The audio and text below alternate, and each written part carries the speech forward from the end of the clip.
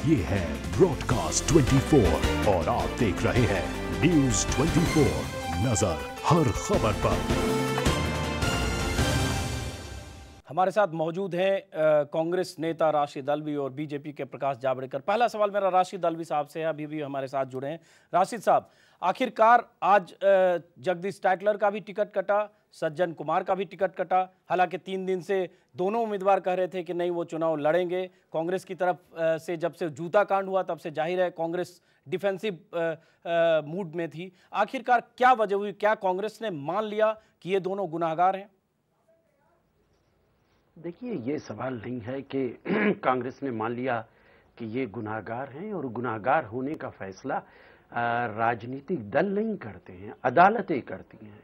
अदालत ने अभी दोनों में से किसी को गुनाहगार नहीं बताया है, उनमें से किसी को सजा नहीं दी है। ये कहना कि पार्टी ने गुनाहगार मान लिया, ये गलत बात है। लेकिन इस बात को एप्रिशिएट करना चाहिए कि आवाम के, खास तौर से कम्युनिटी के जज्बात का एहतराम करते हुए, इज्जत करते हुए ये फैसला पार्टी ने लिया। लेकिन तमाम राशिद अल्वी साहब, जज्बात की अगर बात करें तो ये जज्बात तो 25 साल में कई ऐसे मौके आए जब दंगा पीड़ित विरोध प्रदर्शन से लेके, और चाहे आप नानावती कमीशन की रिपोर्ट के समय बात करें, उस समय भी हंगामा हुआ। टाइटलर साहब को केंद्रीय मंत्री पद से इस्तीफा देके बाहर जाना पड़ा, टिकट भी कटा उनका, हर बार टिकट दिया गया, चुनाव लड़े, कभी जीते भी हारे भी। उसके बाद फिर जब कुछ मामला तूल पकड़ा तो आज उनको फिर एक बार टिकट उनका काट दिया गया। तो ये बात बार बार दबाव में ही क्यों होता है? देखिए, दबाव में बिल्कुल नहीं है। सियासत के अंदर, प्रजातंत्र के अंदर आवाम के जज्बात सबसे ज्यादा काबिल एहतराम होते हैं। जगदीश टाइटलर को या सज्जन कुमार को कोई नहीं कह सकता कि वो गुनाहगार हैं, लेकिन अगर एक आवाम का माहौल उनके खिलाफ बनाया गया है और कुछ राजनीतिक दल इस तरीके का माहौल बनाने में लगे हैं, वक्त ये साबित कर देगा कि ये सब कुछ गलत है। और मैं तो कहूंगा कि जो कुछ सिख भाइयों के साथ हुआ वो ऐसा जुल्म था जो इतिहास कभी भुला नहीं पाएगा। अच्छा, और जो लोग जिम्मेदार थे उनको सख्त से सख्त सजा मिलनी चाहिए।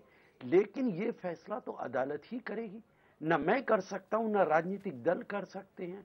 भारतीय जनता पार्टी की 6 साल सरकार थी, आपने क्यों नहीं ये फैसला किया? आपने क्यों नहीं कहा कि इनको 6 साल? राशिद साहब, इसका जवाब बेहतर होगा। प्रकाश जावड़ेकर साहब हमारे साथ मौजूद हैं। प्रकाश जी, वही सवाल जो हम कुछ देर पहले आपसे पूछ रहे थे, वही सवाल कांग्रेस पूछ रही है। आपकी सरकार थी, आपने क्यों नहीं पूरी कार्रवाई की, आपने क्यों नहीं पूरी जांच की? प्रकाश जी। नहीं, उस समय नानावटी आयोग जांच कर रहा था, और नानावटी आयोग का रिपोर्ट आने के बाद जिस तरह ने इस सरकार ने काम किया है वो भी सबके सामने है। हमने कभी सीबीआई या कमीशन ऑफ इंक्वायरी के बीच में कभी भी उस पर दबाव नहीं डाला, और कभी भी ऐसा उल्टा काम। एक बार मैं दंगा पीड़ित जो भुक्तभोगी हैं 84 के दंगों की, जिन्होंने 25 साल तक त्रासदी झेली है, हम उनसे जानना चाहेंगे क्या है उनकी पीड़ा। अंकित जी बिल्कुल अजीत जी, इस समय हमारे साथ कई ऐसे परिवार हैं। हम सबसे पहले बात करते हैं दर्शन जी से, जिन्होंने अपने परिवार के 12 लोगों को जो इस पूरे हादसे के दौरान गंवाया। दर्शन जी, अगर हम आपसे बात करते हैं, क्या वो यादें आज भी कचोटती हैं? क्या हुआ था उस पूरी दिन में, रात में, कैसे आप लोग बचे थे? पूरे जब दंगे हुए थे, मेरे हस्बैंड है, इनको भी मार दिया था मेरे सामने, उनको जिंदा जला दिया। ये मेरे जेठ हैं, इनको तलवार मारी, इनकी हथड़ियाँ निकाल दी थी बाहर। हमारे घर के फैमिली के 12 बंदे मर गए। और आज भी हमें कोर्ट में, आज हम गए तो हमें ऐसा लग रहा था कि हम अपनी भी जान दे दें। हम क्यों, हमारे को क्यों छोड़ दिया सरकार ने, हमें क्यों नहीं मारा? 25 साल हो गए हमें लड़ते करते।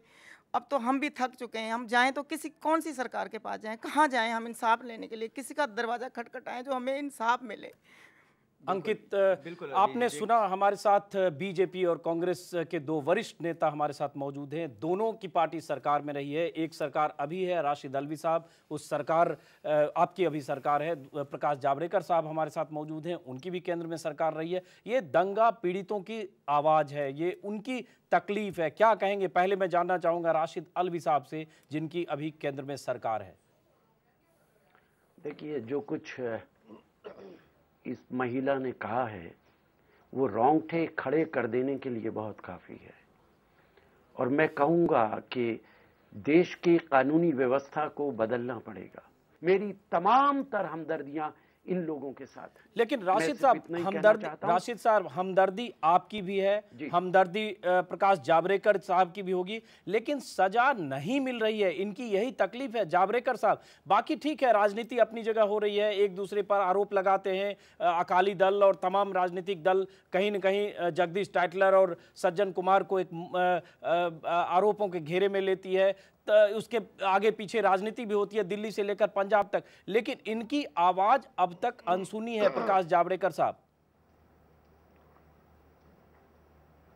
ये इसलिए है कि वो महिला ने जो बताया वो हमें समझना चाहिए कि वो 3 दिन दर दर भटकती रही और पुलिस ने भी उनका साथ नहीं दिया। जब मिलिट्री आई तो चौथे दिन उनको कोई सहारा मिला। तो जो एफआईआर दर्ज होता है वो अगर गलत तरीके से होता है, उसमें वो जो महिला कह रही है उसका अगर बयान ही नहीं है तो फिर वो एफआईआर। ये है ब्रॉडकास्ट 24 और आप देख रहे हैं न्यूज़ 24, नजर हर खबर पर।